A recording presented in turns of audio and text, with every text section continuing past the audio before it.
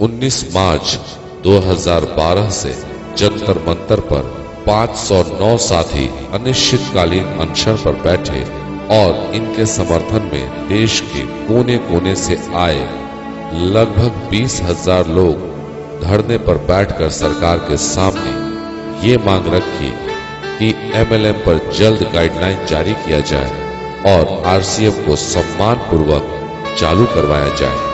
जंतर मंतर पर जारी आंदोलन को दर्जनों सांसदों और कई समाज सेवी संगठनों ने समर्थन दिया। इनमें प्रकाश जावड़ेकर, शाहनवाज हुसैन, कैप्टन जयनारायण प्रसाद, तूफानी सरोज, शब्बीर अली, इंदर सिंह नामधारी, सरोज कुमार, ओम प्रकाश यादव एवं मेघा पाटकर व उदित राज प्रमुख रहे। इन लोगों ने धरना स्थल पर आकर आंदोलनकारियों का हौसला बढ़ाया। आंदोलन के साथ साथ न्यायालय में भी हमारी जंग जारी थी और जब भी न्यायालय में हमारी सुनवाई की तारीख होती थी वो तारीख बदल जाती थी। इधर 509 आंदोलनकारी जो अनशन पर बैठे हुए थे, दिन प्रतिदिन उनकी स्वास्थ्य स्थिति बिगड़ती जा रही थी। इनमें से 87 लोगों की हालत इतनी खराब हो गई कि उन्हें दिल्ली के राम मनोहर लोहिया अस्पताल में भर्ती कराया गया। इतना होने के बाद भी सरकार को हमारा दर्द नहीं दिख रहा था। अनशन पर बैठे आंदोलनकारियों का स्वास्थ्य बिगड़ता जा रहा था, लेकिन वो अनशन खत्म करने को तैयार नहीं थे। 23 मार्च 2012 को RCTWA के अधिकारियों ने प्रधानमंत्री से बात की और प्रधानमंत्री की मध्यस्थता से 24 मार्च को राजस्थान के मुख्यमंत्री से हमारे अधिकारियों की व्यक्तिगत मुलाकात हुई। मुख्यमंत्री द्वारा मामले के शीघ्र सकारात्मक समाधान निकालने के आश्वासन और अनशन को समाप्त करने की अपील के बाद 30 मार्च को दिल्ली जंतर मंतर पर जारी अनशन को समाप्त कर दिया गया। बड़े आश्चर्य की बात है कि इसके 50 दिन बीतने के बाद भी स्थिति में कोई बदलाव नहीं आया। लोगों को समझ में नहीं आ रहा था कि अब वो क्या करें, लेकिन आर्थिक आजादी के अभियान के सिपाहियों ने कसम खा लिया था कि वे बिना आरसीएम को शुरू करवाए चैन से नहीं बैठेंगे। RCTWA ने एक बार फिर से पूरे देश के सच्चे आरसीएम सेवकों को 9 मई 2012 से जयपुर स्टैच्यू सर्किल स्थित उद्योग मैदान में इकट्ठा होने का आह्वान किया और स्पष्ट कर दिया कि इस बार वे किसी की बातों में आए बिना इस जंग को तब तक जारी रखेंगे जब तक कि हम जीत नहीं जाते, जब तक कि एमएलएम गाइडलाइन मिल नहीं जाता और आरसीएम पुनः शुरू नहीं हो जाती। पूरे देश से लोग जयपुर पहुंचने लगे और 9 मई 2012 से इस ऐतिहासिक आंदोलन की शुरुआत हो गई। धीरे धीरे आंदोलन तेज होने लगा। इस बीच न जाने कई बार RCTWA के अधिकारियों ने मुख्यमंत्री अशोक गहलोत से मुलाकात की, लेकिन आश्वासन के सिवा कुछ नहीं मिला। उधर कोर्ट में बार बार हमारी सुनवाई की तारीख बदल रही थी, जिससे न्याय व्यवस्था पर से भी विश्वास उठने लगा था। इस आंदोलन में महिलाओं ने भी हिस्सा लिया। आंदोलनकारियों के साथ उनके बच्चे भी थे जो मजबूरन कष्ट काटने पर बाध्य थे।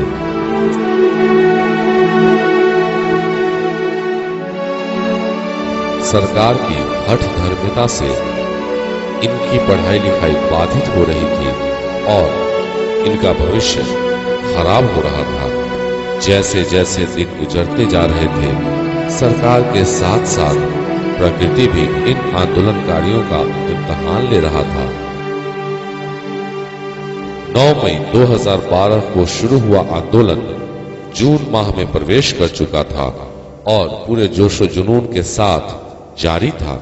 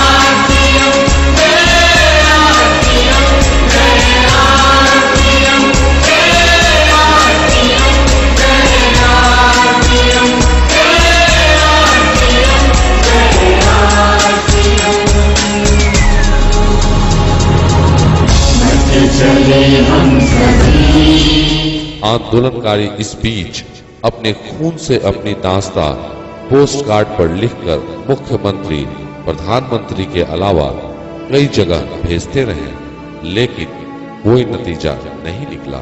जयपुर में जून माह में तापमान 48 डिग्री सेल्सियस के आसपास पहुंच गई थी, फिर भी आंदोलनकारियों के हौसले को डिगा नहीं पा रही थी। कई बार बारिश के साथ साथ तेज तूफान भी आया, लेकिन आंदोलनकारी हर स्थिति में टिके रहे। इस बीच हमारे आंदोलनकारियों ने संतोखबा दुर्लभ ब्लड बैंक में 40 यूनिट रक्तदान कर इंसानियत का परिचय भी दिया। अब जुलाई आ गई थी। हमारा धरना और क्रमिक अनशन उसी हौसले के साथ जारी था। बरसात का मौसम शुरू हो चुका था। दिन रात बारिश में भीगने के बाद भी आंदोलनकारियों का हौसला कुदरत को चुनौती दे रहा था।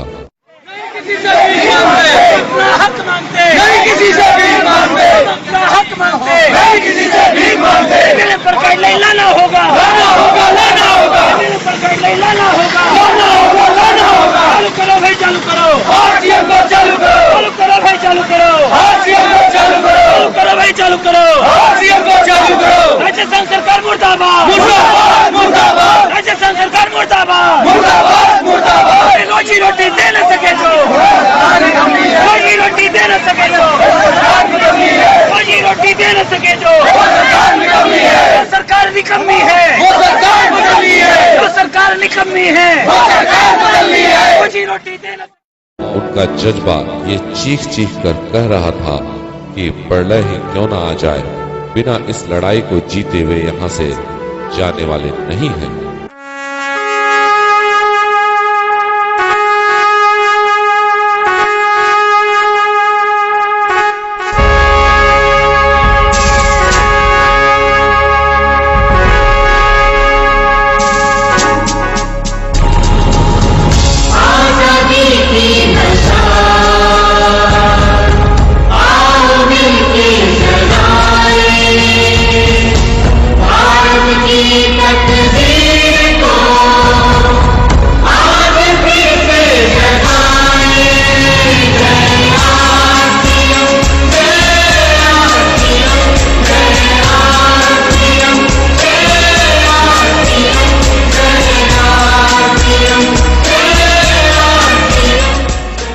जुलाई को आंदोलनकारियों ने केंद्रीय मंत्री सीपी जोशी के पुतले को जूते से पिटाई कर अपना आक्रोश व्यक्त किया। इस आंदोलन के बीच भी कई समाजसेवी संगठनों व राजनीतिक व्यक्तियों का सहयोग व समर्थन हमें मिला। अब सरकार को भी समझ में आने लगा कि इस बार वो इन आंदोलनकारियों को बेवकूफ नहीं बना सकते। हमारा आंदोलन जारी था।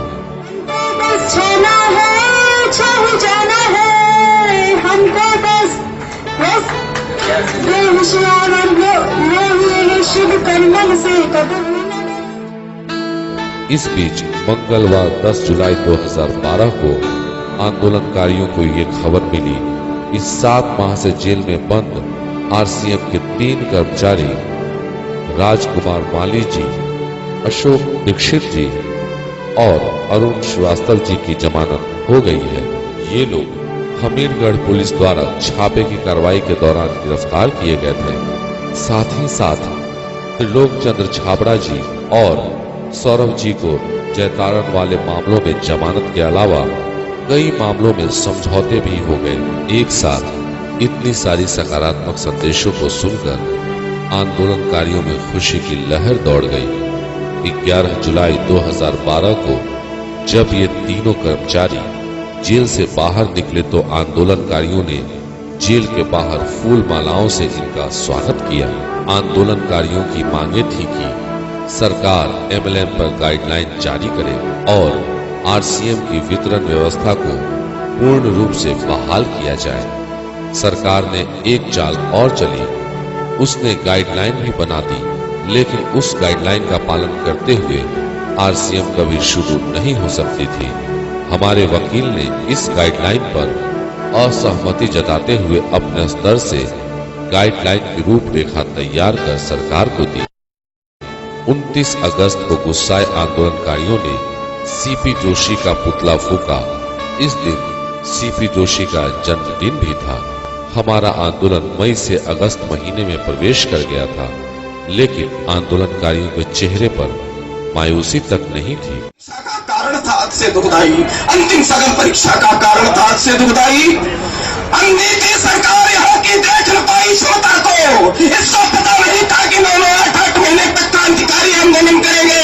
अननीति सरकार यहाँ की देख न पाई क्षमता को, अननीति सरकार यहाँ की देख न पाई क्षमता को, और भारत में ही RCM की चोट लगी थी ममता को।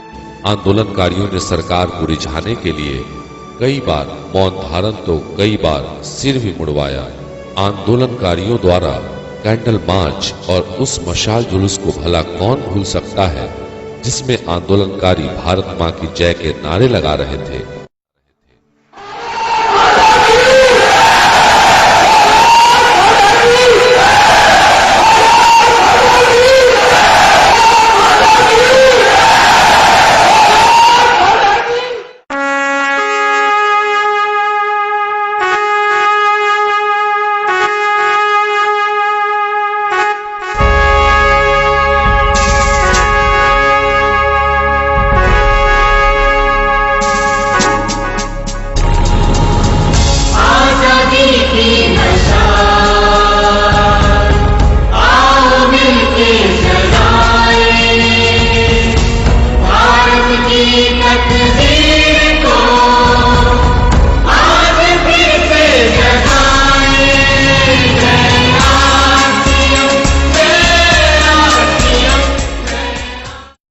अब हवा का रुख बदलने लगा था। सरकार पर RCM को शुरू करने को लेकर चारों तरफ से दबाव बनने शुरू हो गए थे। अब RCM आंदोलनकारियों की तपस्या रंग लाने लगी थी। शायद इसी कारण 13 अगस्त 2012 को राजस्थान के मुख्यमंत्री अशोक गहलोत उद्योग मैदान में चल रहे धरना और क्रमिक अनशन पर आए और आंदोलनकारियों की प्रशंसा करते हुए कहा कि आपका काम अब बहुत जल्द हो जाएगा। इन बातों से हमारे आंदोलनकारियों को ज्यादा खुशी नहीं हुई, क्योंकि इस तरह के आश्वासन उनको कितनी बार मिल चुकी थी। धरना जारी था। अब सकारात्मक खबरों का सिलसिला शुरू हो चुका था। 14 अगस्त 2012 को कंपनी के फ्रीज खातों को खोलने की याचिका पर हाई कोर्ट ने सुनवाई करते हुए उन्हें खोलने के आदेश दे दिए।